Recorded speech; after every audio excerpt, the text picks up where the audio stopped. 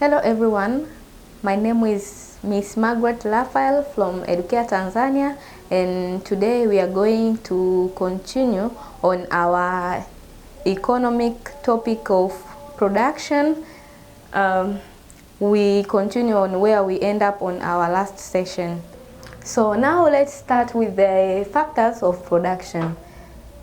Factors of production, or in other way we say it's an input tools. The factors of production, these are the economic resources that assist the process of production. So tunasema ni factors of production kwa sababu without them production cannot take place.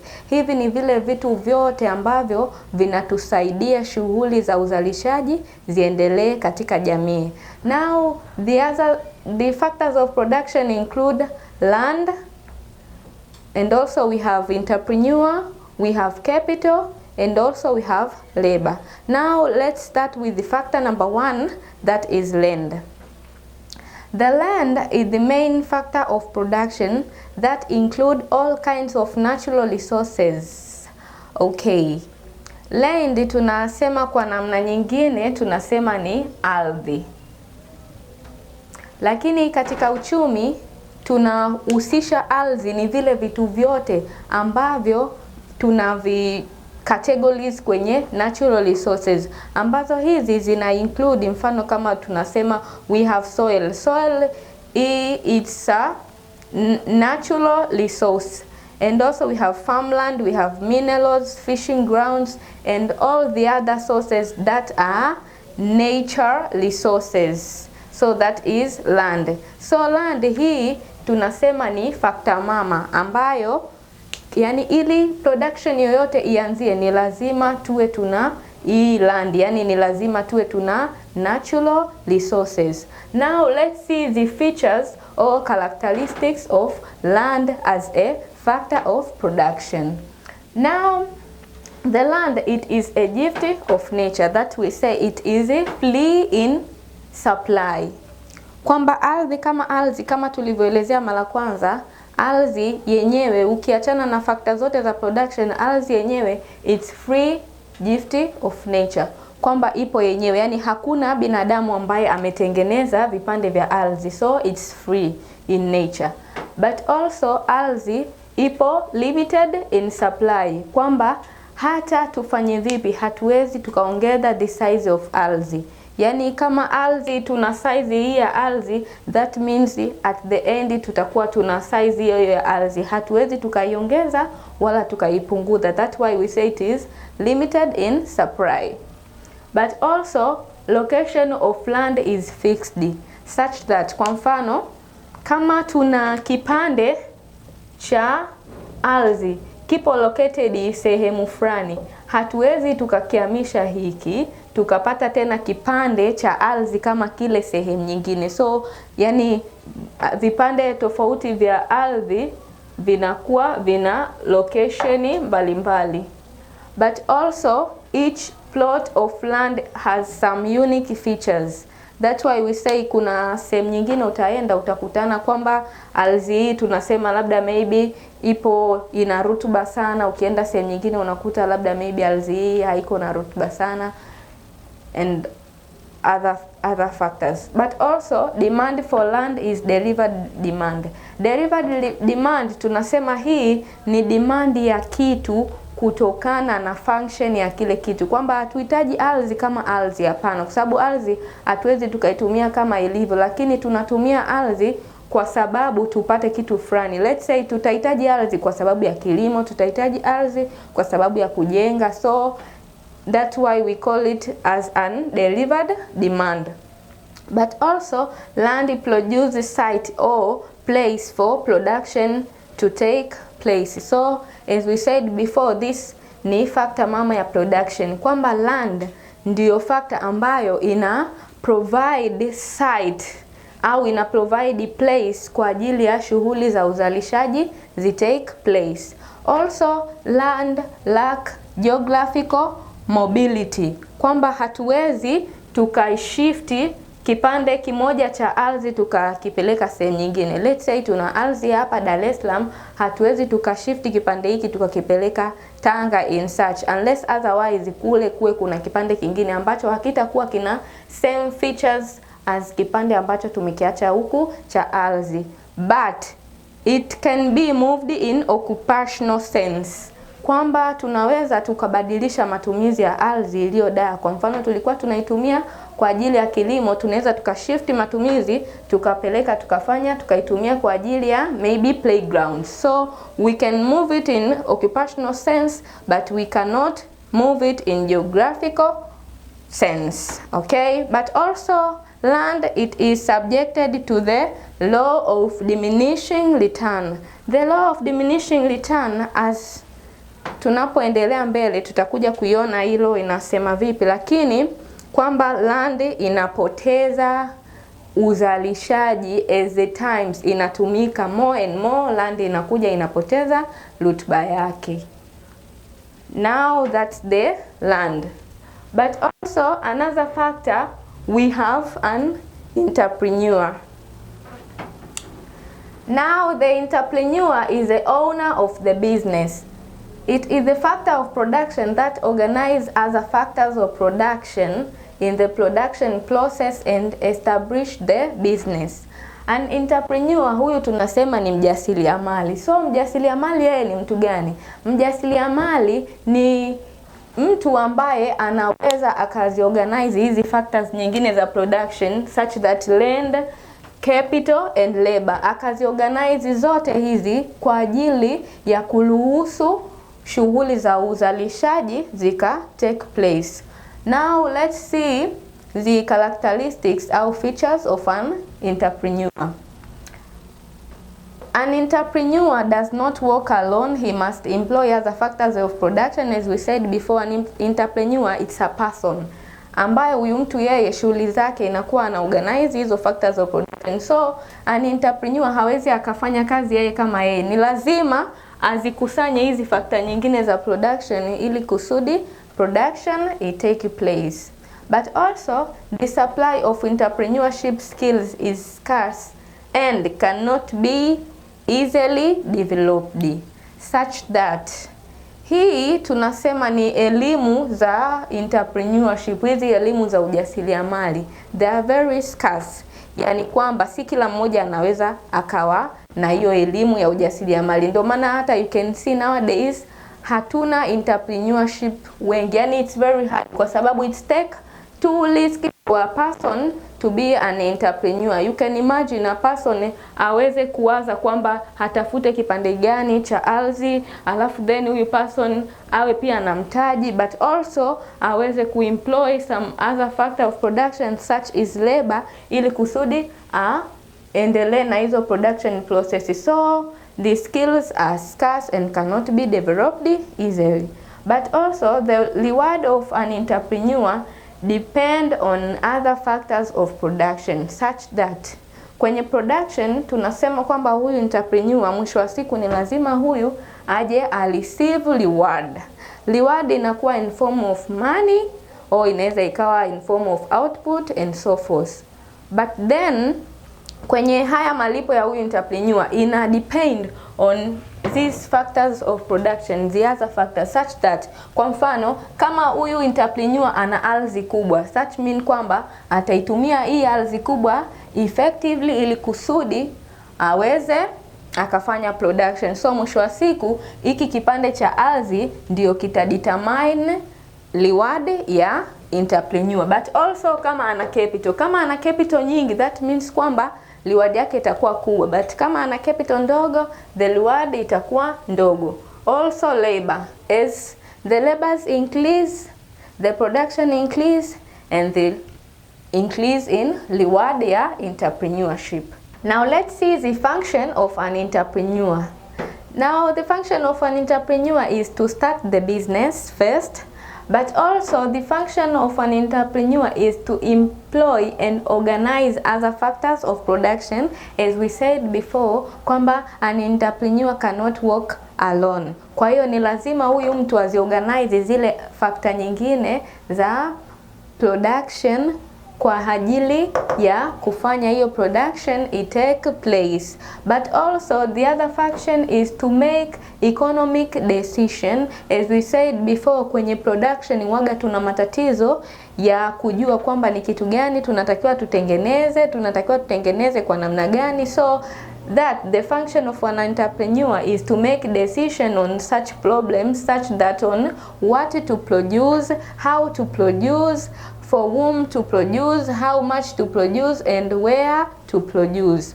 But also the other function of an entrepreneur is to forecast demand for his product by doing market research. As we said before kwamba an entrepreneur anatakiwa ateki riski. Kwenye riski ambazo mojawapo ya riski ni riski ya kufall kwa demand. Kwa hiyo huyu an entrepreneur anatakiwa afanye kitu kinaitwa demand forecast, kwa maana anatakiwa apredict katika hiyo production yake ambayo anaifanya kwenye future demand za watu zitakuwa vipi. So anatakiwa apredict hiyo demand ya watu kwa ajili ya kujua anatakiwa atengeneze kiasi gani. That's why we say that how much to produce in order to forecast demand.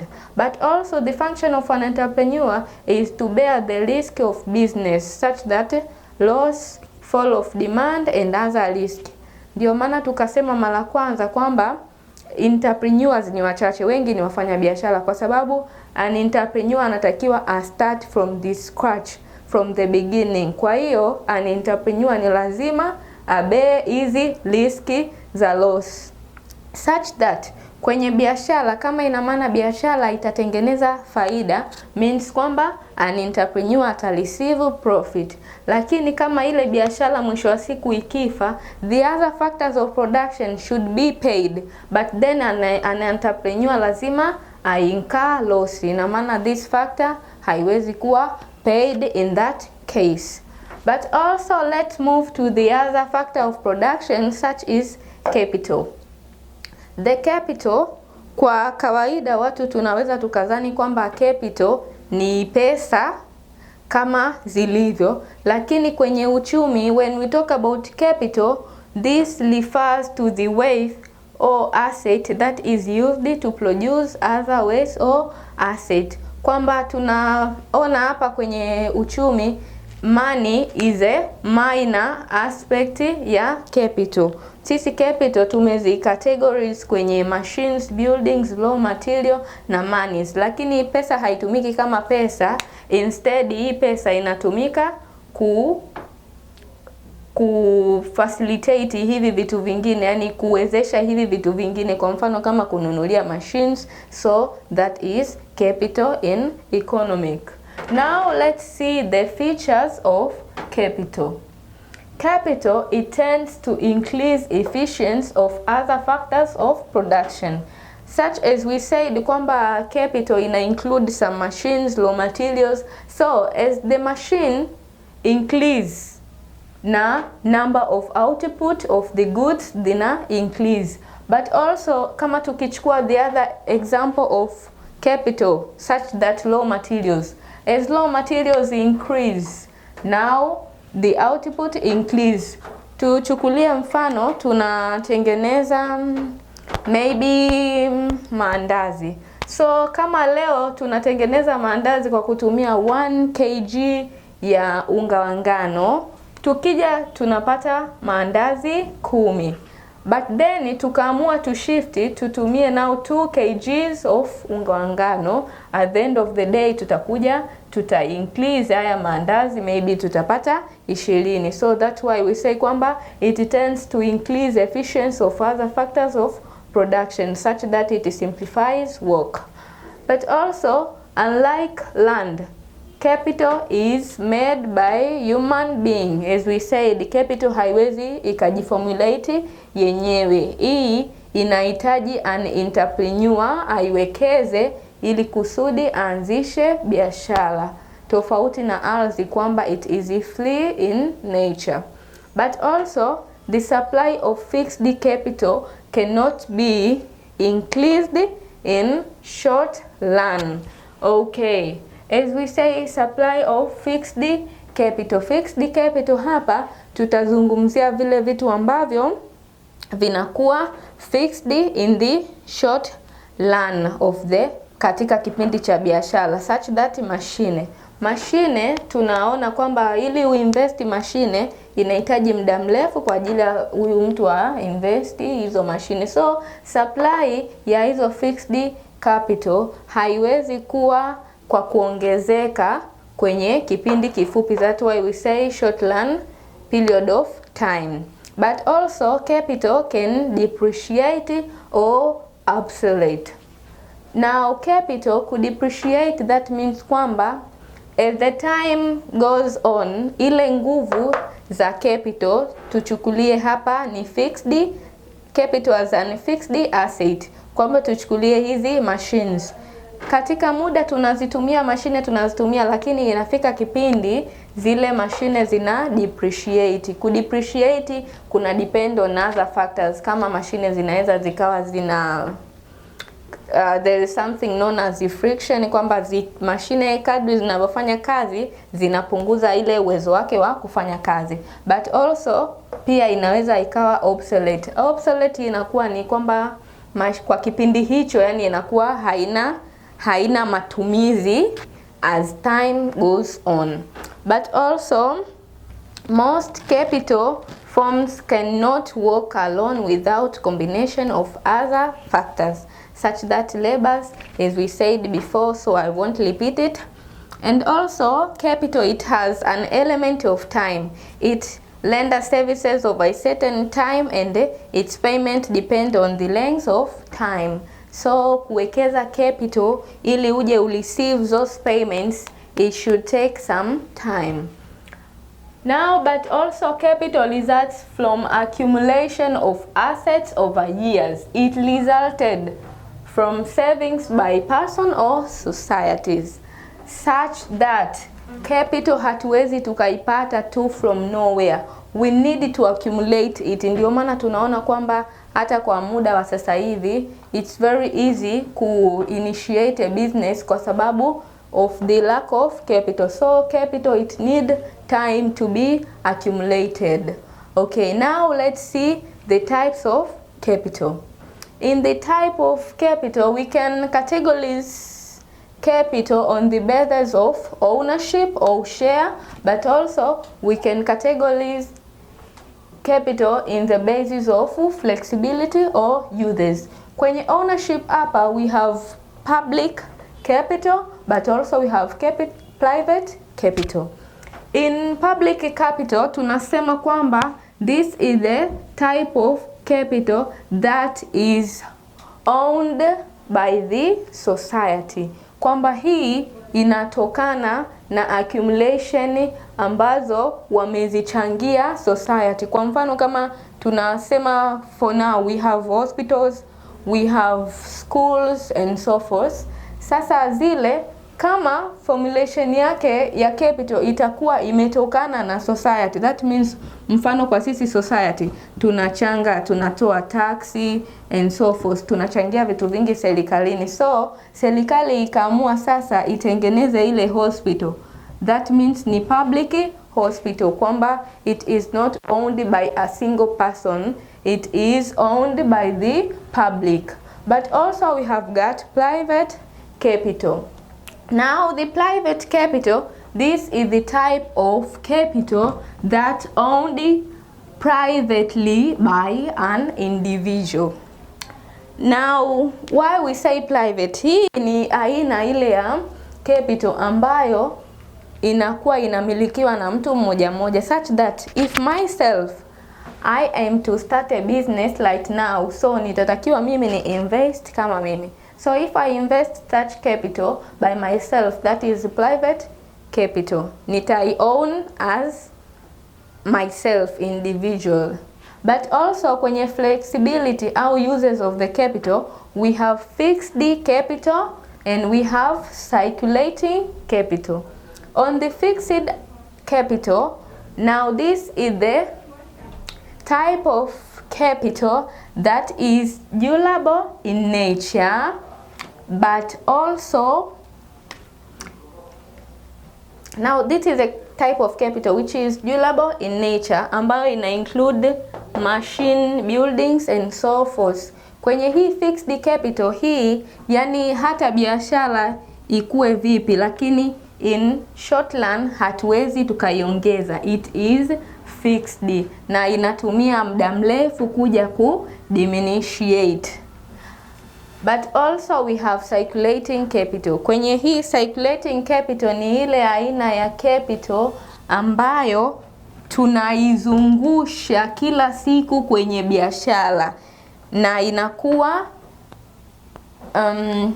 for instance, wa mfano huu wa capital tunaweza tukachukua raw materials and as we said before, money tunaitumia kama minor aspect kwenye capital, ambayo imani itakuja itanunua raw materials and other factors za production. Kwa hiyo kwenye hizi circulating capital, hizi hapa ni aina ya capitals ambazo tunazizungusha kwenye shughuli zetu za kila siku za uzalishaji, kwamba haziwezi zikasustain any time, tunazitumia within a short period of time. So kila siku tunakuwa tunazizungusha, such that ndio zinaitwa circulating capital. Okay, now let's move to the other factor of production, factor number 4, that is labor. Labor means any mental or physical effort made or applied by human being in the process of production. Okay, kwenye labor tunasema hii ni zile efforts zote ambazo zinafanywa na binadamu, kwa maana ya mental efforts, yani hizi ni wale laborers ambao wanatumia akili, or physical efforts, yani hawa ni wale laborers ambao wanatumia nguvu, ambao hao wanatumika kwenye process of production. Kwenye mental efforts, laborers ambao wanatumia mental efforts, hawa ni wale ambao let's say wale ambao tuna kama doctors, tuna watu kama lawyers, wale wanatumia akili. Lakini kwenye physical efforts, hapa tunakutana na laborers kama wajenzi, watu ambao wanafanya uzalishaji viwandani, so they wanafanya labor in terms of physical efforts. Now let's see the features of labor. Features or characteristics of labor.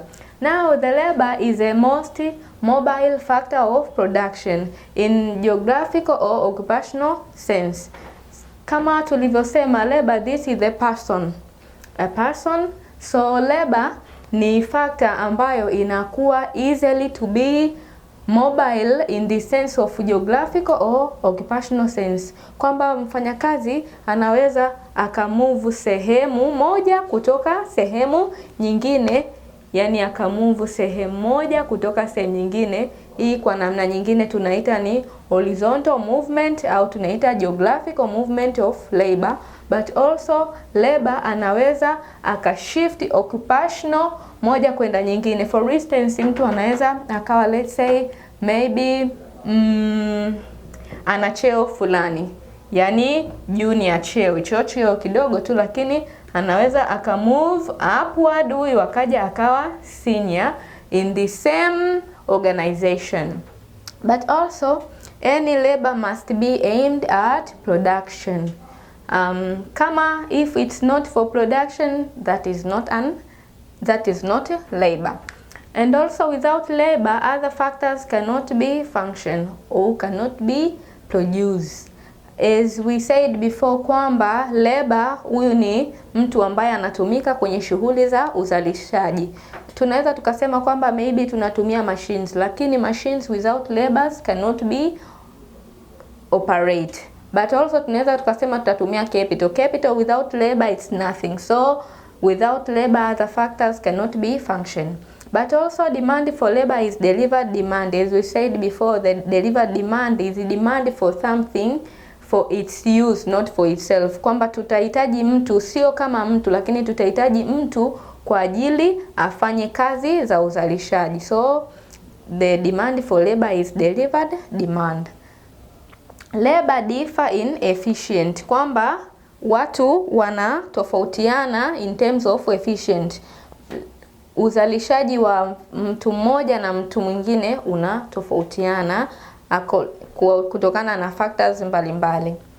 Also, the payment for labor is wages. Labor ana receive wages as the payment or reward is an factor of production.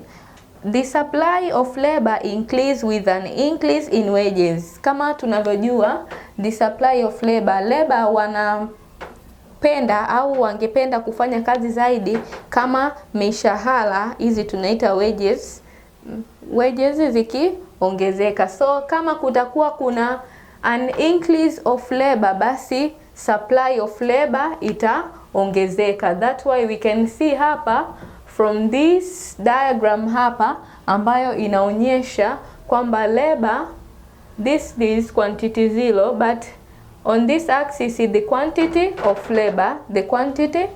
labor, but also this one is the wages. This is the payment of wages.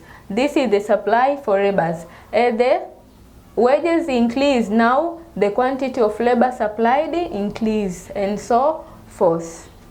Asante sana kwa kutusikiliza. Tukutane tena kipindi kijacho. Asante sana.